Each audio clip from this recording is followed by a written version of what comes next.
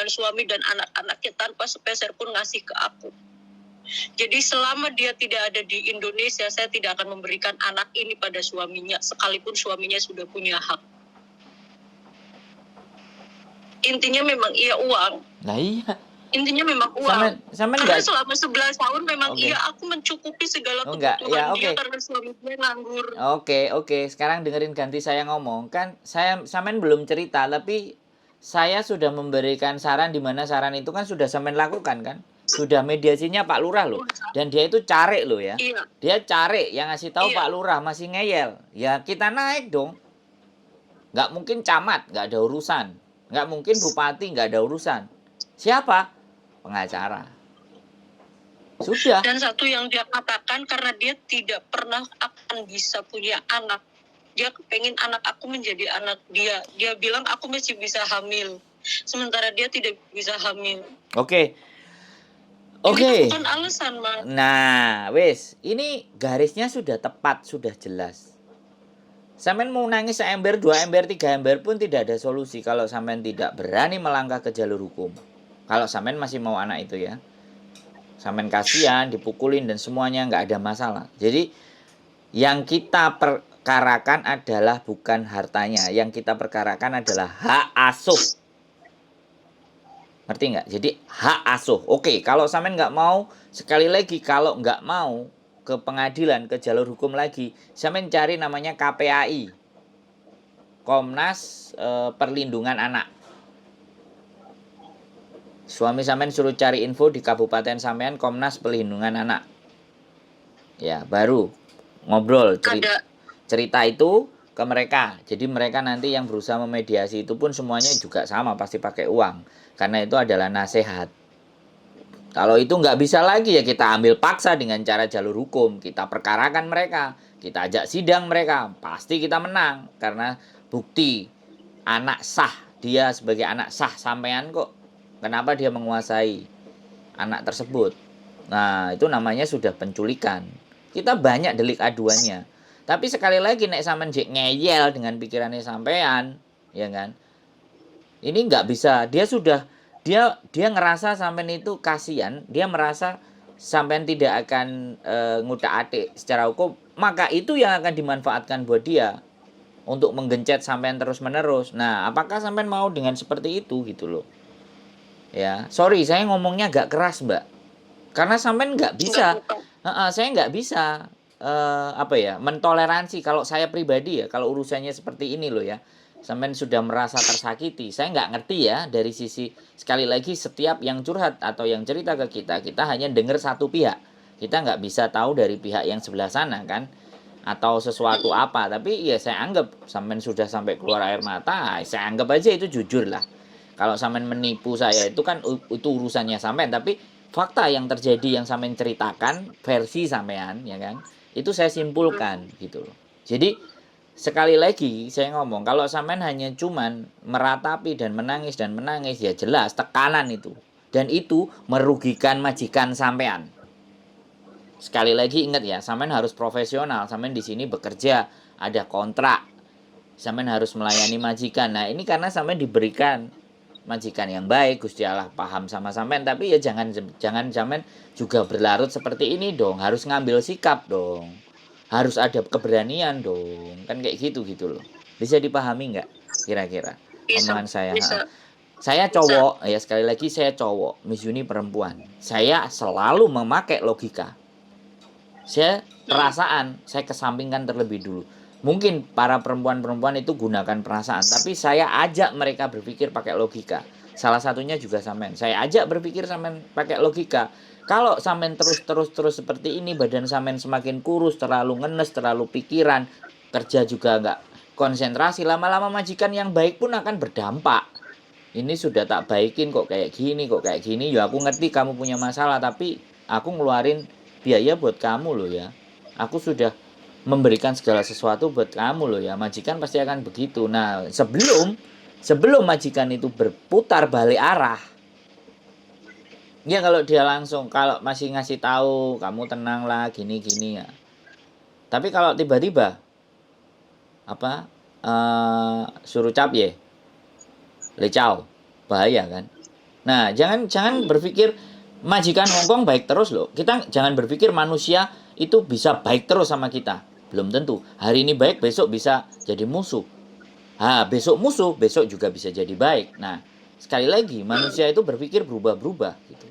Ya, itulah dinamis namanya, dinamika kehidupan. Makanya saya bilang sama sampean, kalau dengan cara baik-baik nggak bisa karena dia juga sekretaris desa, ayo kita naikkan perkara. Mohon maaf ya kalau saya ngomporin untuk berperkara. Karena Pak Lurah sendiri dan dia cari, harusnya dihormati dan dihargai. Tapi Pak Lurahnya sendiri sudah nggak dianggap sama dia. Artinya karena ini urusan keluarga, Pak Lurah lu jangan ikut campur. Bener nggak saya ngomong kayak gitu? Nah, ini urusan keluarga kami. Sampean walaupun lurah saya nggak anggap. Nah, kayak gitu piye? Ada nggak Pak D, Pak Le, Mbah, Buyut, apa tetua desa yang kira-kira didengerin sama saudaranya sampean? Lah wong itu cari iku ya wis kudune wong bijaksana no iso dadi sekretaris desa ambek lurahe ku atasane harusnya respect hormat iyalah Pak tak balikin Pak oke mohon maaf. Nah, cari itu sekali lagi saya ngomong ya, itu diangkat oleh pemerintah dan dia dapat gaji dan dia tidak harus tunduk sama Pak Lurah. Cari loh ya, sekretaris desa itu ada gajinya. Itu dari kecamatan biasanya dipilih kalau saat ini loh ya. Jadi dia dapat gaji tidak bisa dipecat karena tidak dipilih oleh warga. Atau tidak ditunjuk oleh lurah yang nunjuk camat. Jadi langsung naik. Itu sudah jadi pekerjaan pamong. Makanya ya, sekali lagi nih, ayo apa keberatan apa lagi ini? Sampean mau bahas apa lagi sama saya? Ayo. Keberatan apa lagi? Ayo. Kita bicara. Aku boleh buka saran dari majikan aku. Boleh silakan. Apa sarannya majikan? Kalau salah nanti dikoreksi biar aku bisa ngasih jawaban sama majikanku karena dia taunya hari ini aku ke KJRI. Oke, siap. Gimana?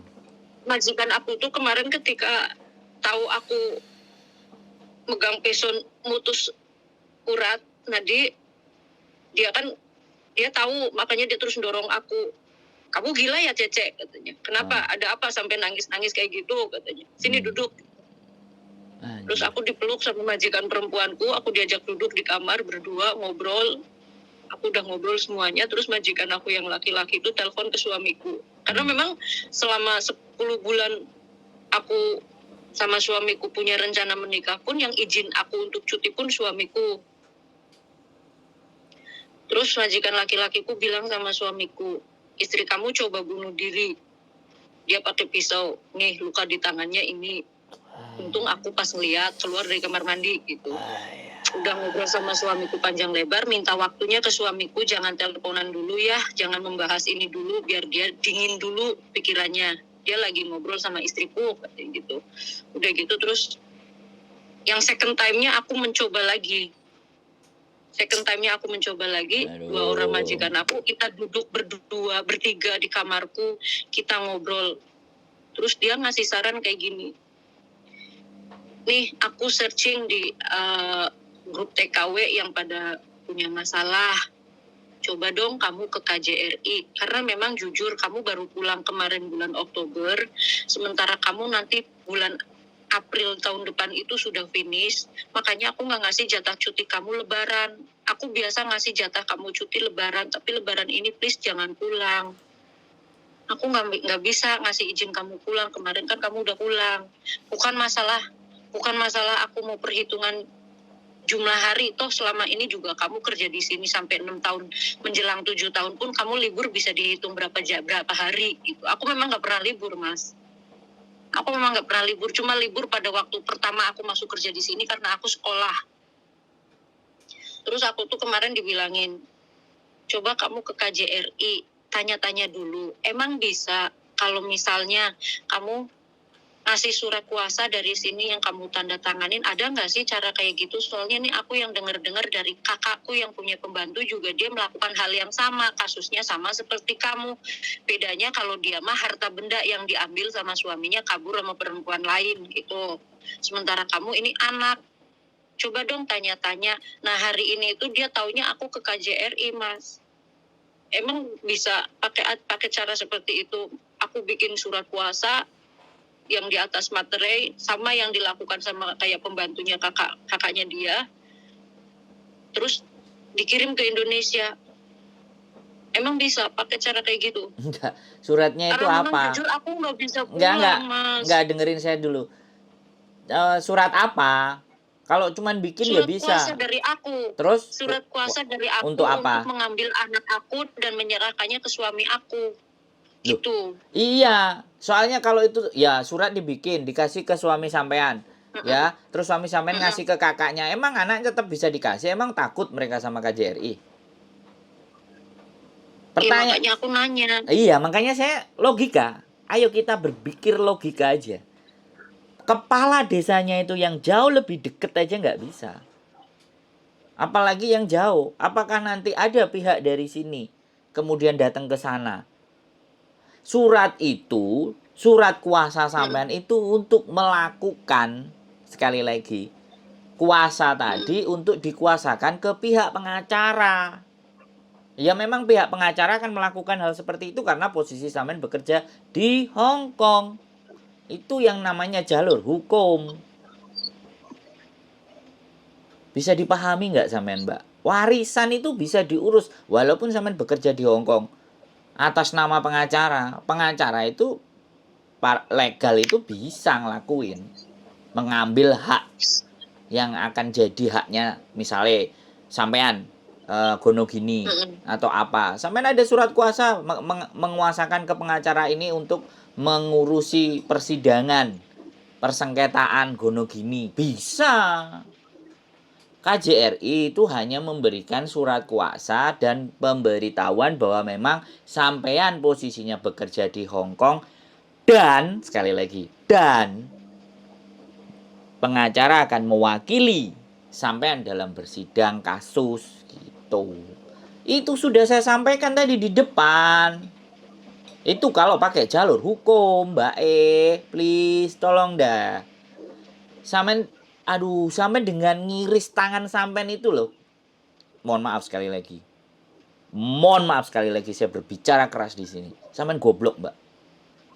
Mohon maaf. Jadi sampean sedih, tapi saya buka pikiran sampean. Majikan sampean luar biasa. Nggak ada orang-orang Hong Kong yang punya majikan sampai kayak gini. Cece-nya mau ngiris tangannya aja masih dipeluk semuanya. Halo, tolong sampean hargai itu, Mbak. Hargai hidup sampean, please gitu. Saya mohon jangan lakukan hal-hal bodoh. Ya, oke. Sorry saya bicara keras sekali lagi. Sorry supaya sampean ingat ketika sampean mau melakukan hal-hal itu, sampean ingat omongan saya yang keras. Tolong gitu loh. Sampean itu sudah dikasih jalan ini. Sama Gusti Allah itu sampean wis dipertemukan orang-orang yang tepat buat sampean. Jadi tolong syukuri itu, Mbak. Kehidupan sampean syukuri. Di luar sana banyak yang disiram minyak panas. Banyak yang dipukul, banyak yang disuruh pergi, banyak yang dimaki-maki, sampean malah dipeluk loh sama majikan. Ampun. Gusti Allah pangeran nyuwun ngapunten sedaya kalepatan. Tolong ya, please. Ya, jangan kalut. Ini hanya masalah waktu dan masalah cara berpikir sampean untuk dirubah. Ya, dengan sampean bekerja di sini, sampean menghasilkan uang, sampean bisa melakukan apa saja yang ada di sana. Termasuk mengkasuskan kakak ipar sampean atau kakak sampean, terserah lah itu. Kalau saudara sudah seperti itu ya sudah, tak selesaikan. Kalau aku begitu, Mbak. Nggak bisa pakai cara baik-baik ya tak ajar. Kalau aku loh ya, Mbak, sorry, maaf sekali lagi itu kalau saya salah mohon dimaafkan, mohon dikoreksi. Tapi setidaknya supaya sampean terbuka cara berpikirnya, tolong ya. Tidak ada air mata lagi besok dan lusa, ya. Justru ketika sampean putus itu, nasib anak sampean kayak gimana? Dia menggantungkan nasibnya hanya dari sampean loh, untuk menolong dia. Untuk dia tumbuh dan berkembang. Kok sampean malah berani-berani mau melakukan hal itu? Sorry to say, it's too stupid gitu loh. Tolong, majikan sampean baik. Please ingat kata-kata saya ini ya. Jangan lakukan itu. Oke. saya bisa bantu ya. Saya punya pengacara ya. Itu kalau sampean yakin, kalau enggak masalah deh. Sampean boleh cari di sana, saya cuman kasih solusinya aja.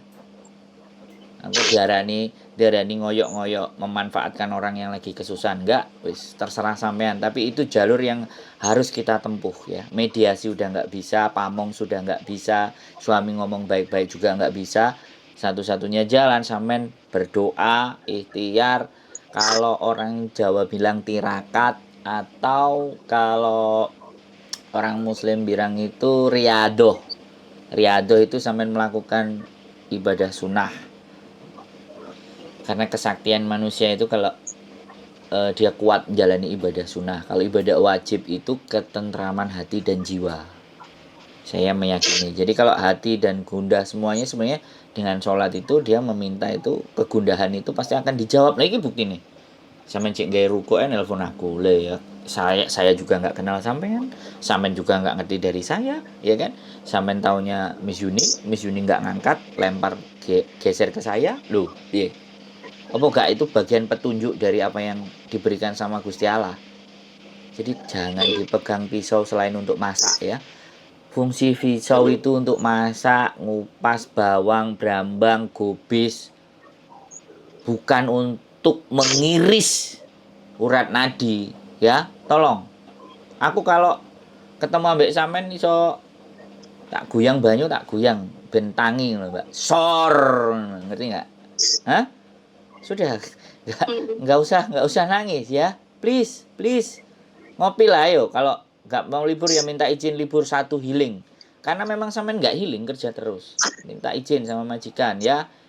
Kalau ke KJRI ya sudah, silahkan monggo ke KJRI kalau sampean yakin. KJRI ya memberikan surat kuasa untuk diwakilkan bahwa sampean posisi di Hongkong. Sekarang sudah clear belum? Ayo, apa masih kita mau ngomong lagi? Ayo, saya tanya. Wis, tak ajangi Om Bo. Piye? Menurut sampean, solusi sudah saya paparkan. Golek solusi piye meneh? Ya aku harus ngomong sama suamiku. Ya. Karena juga nggak mungkin mutusin sendiri. Siap.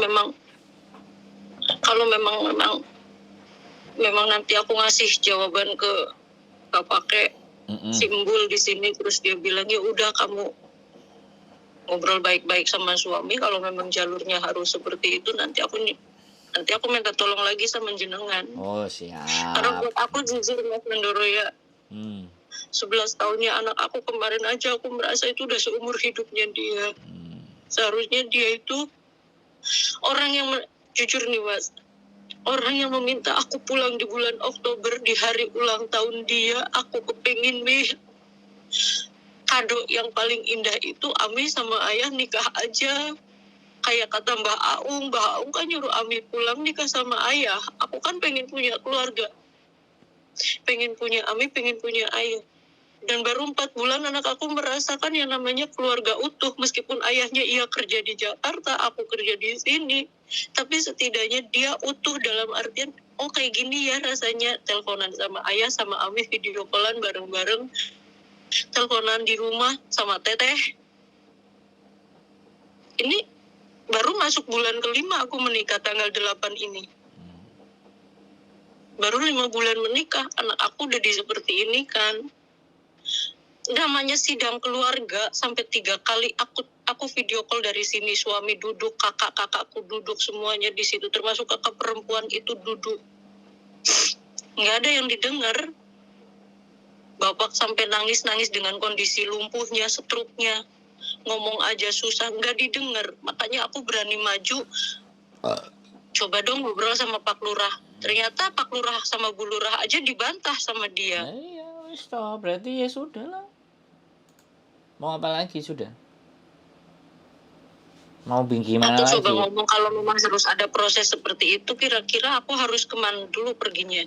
Ya. Siapa dulu yang harus aku temuin? Iya, pengacara dulu. Kalau misalnya nanti aku ngobrol sama suamiku, ngobrol sama majikan aku mendukung, karena demi Allah Mas, majikan aku malaikat. Ya, makanya wes sampean enggak perlu ulang 20 kali. Yang perlu ditancapkan ke dalam diri sampean itu pisau itu untuk ngupas timun, gobis untuk masak. bukan untuk motong urat Aku minta nadi. maaf. Oh, makanya wis nggak perlu sampean Maaf. ulang 20 kali. Sekarang kalau sampean mau memulai dari mana, ngobrol sama suami oke, deal ACC, cari lawyer yang tepat, yang sampean anggap oke. Nah, lawyer nanti akan mendengar informasi sampean ya, cerita sampean A B C D E F G H I J K L M N O P. Dah, baru dia nanti akan memutuskan bagaimana cara selanjutnya. Terus kesepakatan, angka dan semua-semuanya. Kalau sama pengacara kan profesional pasti begitu. Baru kalau setelah dia melakukan hal semacam itu, yang pertama dilakukan somasi ya. Sekali lagi, somasi itu surat himbauan dari pengacara untuk kakak sampean. Dilayangkanlah alamatnya. Karena kejadian somasi itu biasanya 3 kali ya. Sudah surat somasi tidak diabaikan, tidak dia gubris, malah dia melakukan kekerasan fisik dan semua. Kalau dia melakukan kekerasan fisik dan anaknya ada dan buktinya ada, bisa kita laporkan untuk yang berikutnya adalah penganiayaan terhadap anak. Double-double itu lapis-lapisnya. Nggak usah khawatir. Nah, kalau sudah penganiayaan sama anak, polisi yang maju itu. Bisa-bisa juga diselesaikan kakak sampean yang melakukan penganiayaan terhadap anak, macam-macam.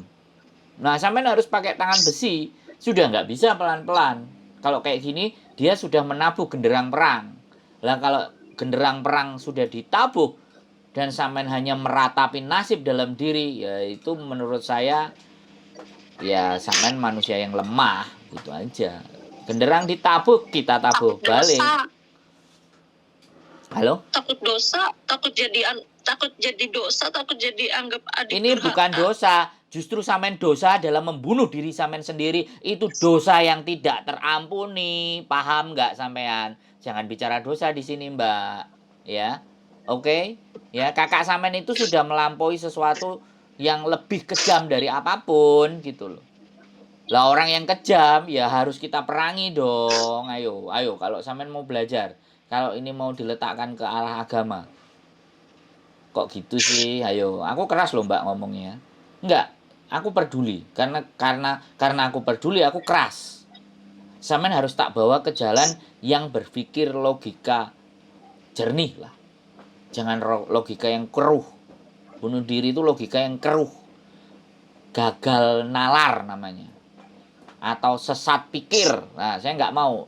Dan inilah tujuan hidup saya. Berusaha orang-orang yang sesat pikir, bagaimana dia berpikir yang lebih baik. Waduh, koyo nabi ya aku kok koyo wong ceramah ae. Ya gitu aja lah. Jadi menurut saya itulah ya, diskusi dulu baik-baik, ngomong sama suami, silahkan ditunjuk atau dicari di sekitar situ yang mumpuni menurut sampean, monggo silahkan. Apapun ceritanya, pengacara akan tahu apa yang harus dia lakukan. Dia akan atur strategi A B C D E F G H I J, sampean bisa kerja tenang dan bayari mata-mata untuk kalau sewaktu-waktu anak itu dipukulin lagi atau apa, ada buktinya, dia ngadu lari, nanti langsung polisi. Kalau polisi sudah posisi nanti akan datang ke rumahnya mereka, ya anak pasti akan diambil, pasti akan kita rawat. Nah, kita cari lenoe mereka, lengahnya mereka. Kalau anak kan sudah seumur kan sudah bisa ngomong, sudah bisa cerita. Itu kekerasan anak hukumannya lebih ekstrim lagi. Sampean tidak dosa. Ya. Engko tak WA-ne malaikat apa WA karo Gusti Allah. Aja diwehi dosa mbak iki. Tapi nek bunuh diri kayak ono dosa sing pol-polan nek iso lebokno neraka jahanam. Enggak lagi-lagi. Iyalah. Enggak lagi-lagi karena aku di voice sama anak aku. Ami, iya. aku mau Ami pulang. Ya itu direkam. Jadi sampean punya HP itu buat rekam, buat itu bukti-bukti bahwa terjadi sesuatu terhadap anak sampean, itu bisa jadi bukti pelaporan ke polisi. Kekerasan fisik terhadap anak di bawah umur.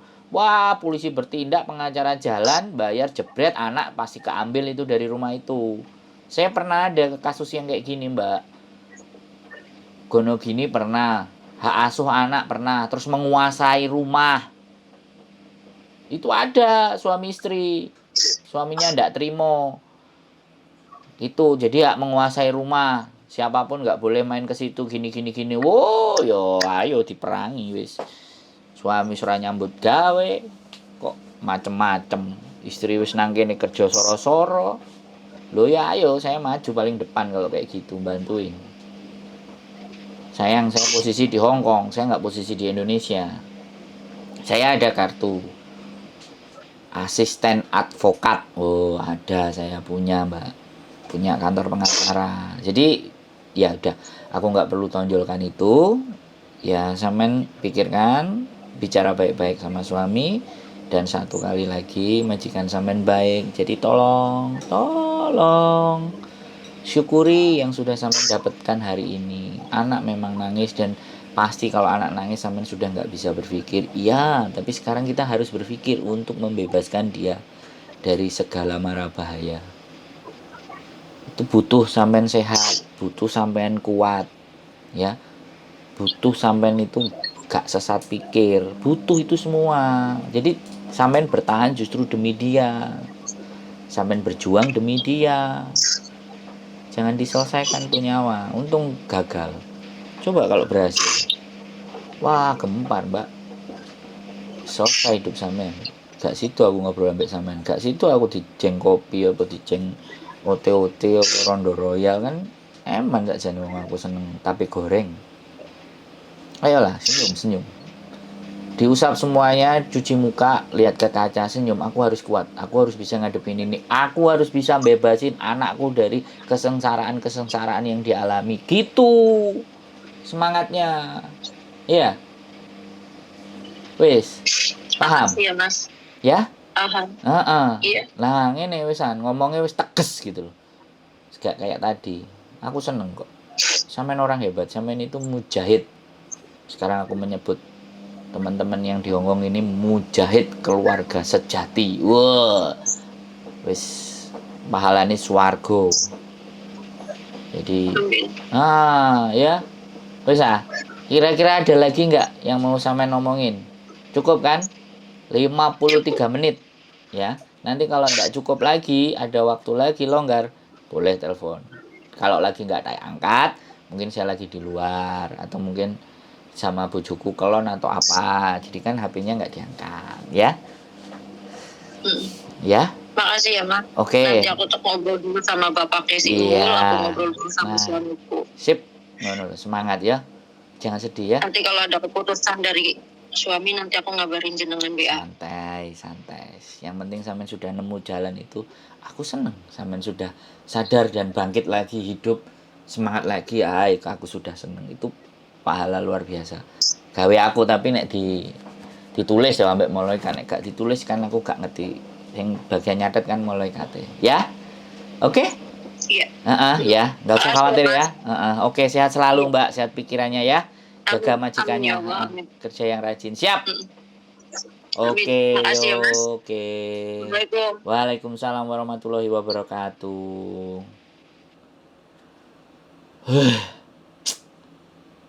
Macam-macam dan luar biasa. Keep stay tune di my YouTube channel and see you next video. Bye bye.